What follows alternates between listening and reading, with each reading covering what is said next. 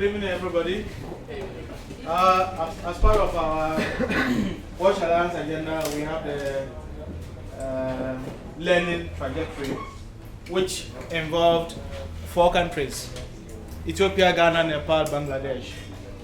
And it involved program coaches, content coaches, country coordinators, experts, and other stakeholders. 15 to 20 participants were invited. And, due to job changes and other things, not all could follow us through. We started with the design phase, which was more of offline, where participants were contacted, were made to submit applications for vetting and then enrollment.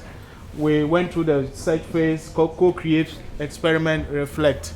And then several platforms were involved, offline and online contacts with our coaches.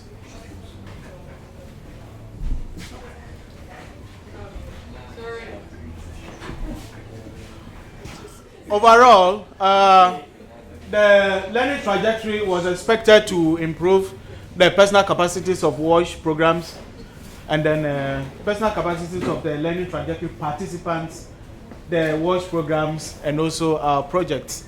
And it had a small objective of trying to develop an experiment with systems approaches, which we now see as acceleration, to offer non-subsidized, improved, sustainable WASH for all. And then we employed the tools of learning, experimenting, creating new products, creating new tools, and then to develop new technologies for delivering WASH. These were guided by 3 key themes, which were inclusive business modeling, public-private civil society partnerships, and then the shifting role of NGOs. These 3 key themes had to guide the choice of our experiments. And at the end of the day, the participants from these 4 countries chose their experiment themes. They were assigned coaches. The coaches helped them to refine their topics and then to define their methodologies of going through the experiments. And at the end of the day, the summary is what learnings we gain at the trajectory. What we did was basically no new product was created. What we see as normal were the issues we investigated, looking keenly at what were the success factors. Because many people roll out certain things, and at the end of the day, they say it's either a success or not a success.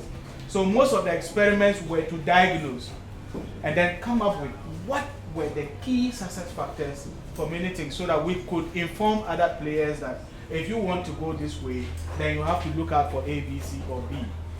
At the end of the day, we realized that for any activity to succeed, then you should have a very strong involvement of key stakeholders in whatever you are doing. This is further expanded with our TOC issue. Once you identify them, please involve them from the inception to the implementation to the evaluation. Then also, you need to be very clear about the roles and responsibilities. You don't define them on paper and go take up everything. Let people do what they're expected to do, and they will always stand by you if there's any issue. At the end of the day, you are the one going to report the success.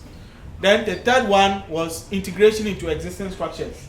The fact is that you don't go creating new things, thinking that you want to do things in your own way. The fact is that look out for what is existing, see how you can dovetail whatever you have into it, and then it becomes an issue of success. But you want to create things, it doesn't work. I think some of our experiments reported on that. They went creating things, and at a point, they got stuck. They had to go back, realign, and now could come through with their reports. Then also, there came an issue where many of us approach broad agenda. We don't define and sharpen what we want to do. So at the end of the day, we say we have this and we're pursuing it. No, you should be able to sharpen and define the key issues you want to tackle. That is one thing I learned. That you don't take broad issues and think you will succeed. No. The fact is that sharpen and sharpen and sharpen and refine. When you finally get the key issues, then you can succeed with whatever you want to do. And please avoid assumptions based on past or generic situations.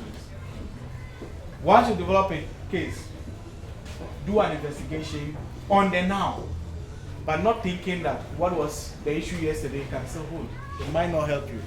Being overambitious. We realize that at a point, most of our experiments got stuck because they have very ambitious objectives. And so they had to prune down and reduce cases to fit, especially in the time span that we have to deliver. Then underrating the sensitivities or choices of local people. A poor man knows a good thing. The only difference is that poverty. So you don't go thinking that if you develop anything like a toilet and say they should use it, they'll be happy with it. They will manage, but they will still want to go up the sanitation ladder. So what happens is that we learned, particularly me, that when you are presenting something to somebody, please test the sensitivities of the people. Once they know it's of value to them, they will value it. But if it's something that you think that because they are poor, well, it's okay for them, at the end of the day, you might see them repeating the cycle where you just brought them from. Then also, what one of our LT participants shared with me was avoiding payment for participation. Payment for participation is about giving tokens and other things for people to help you.